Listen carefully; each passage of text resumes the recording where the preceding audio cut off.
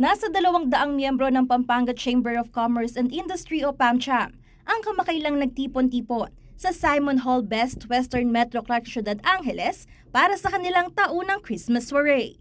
Ayon kay PAMCHAM President Teresa David Carlos, ang pagdalo ng mga miyembro ay patunay ng patuloy na pagbulas ng business sector hindi lamang sa Pampanga kundi sa buong Central Luzon. So yung members ang talagang inaalagaan naman namin because it's really them that will prime the countryside, diba? Priming countryside business, just like our founders said that that is really our tagline, no? So actually there will be a lot, I just don't know the numbers, no? There would be induction of new members. So sabi ko, talagang it speaks of something that that the PAMCHAM is able to do for the members. Bukod sa kasiyahan, 16 na bagong miyembro ang formal na inindak sa samahan. Sa kasalukuyan, umaabot na sa mahigit 700 ang kasapi ng PAMCHAM na binubuo ng mga negosyo mula sa loob at labas ng Pampanga. Actually, it caters to all sizes of business, no? Like for example, we have yung mentoring the mentees ng mga micro entrepreneurs. Micro talaga na so it's a kind of a big brother, small brother relationship. So tuwang-tuwa kami at tuwang-tuwa din sila, of course, the micro entrepreneur. They get in touch, we get in touch with them. Kasi siyempre sila, sometimes they feel intimidated kasi ang liit-liit daw nila.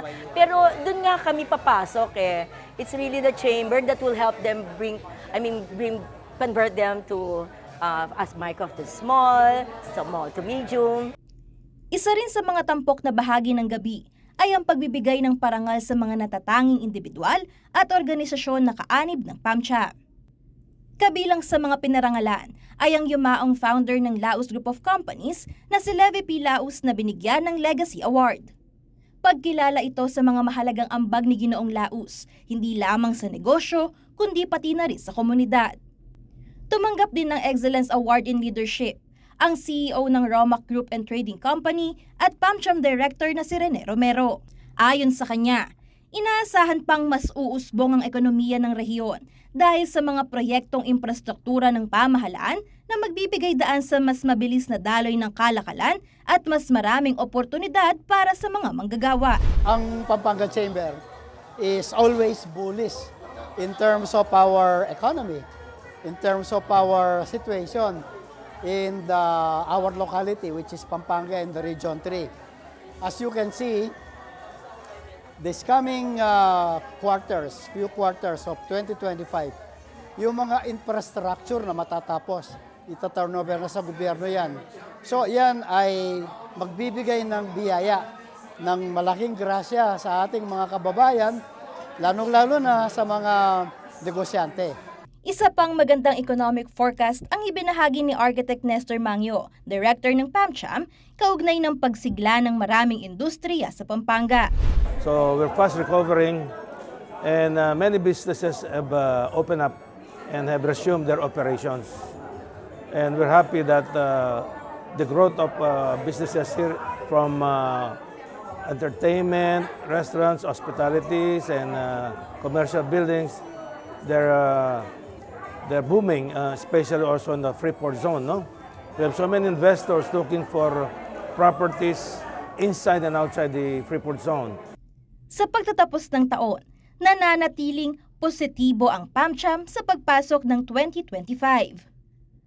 Bagamat malaki na ang narating ng kanilang samahan, naniniwala silang mas marami pa silang magagawa upang mapalakas ang ekonomiya ng Pampanga at ng buong rehiyon ng Gitnang Luzon. Makikita naman ninyo mga membro, tsaka makita mo masaya sila, no? And of course, it's the time for to celebrate the birth of our Creator, of our Jesus Christ, no? So at least once a year, nag-iipon-ipon, magsaya, and probably welcoming the next most prosperous New Year 2025. Mula sa masayang pagsasama-sama at pagkilala sa mga natatanging miyembro, buo ang hangarin ng PAMCHAM na magpatuloy sa kanilang misyon na paunlarin ang negosyo at kabuhayan ng bawat Kapampangan at mamamayan ng Central Luzon. Angelica Cara, CLTV 36 News.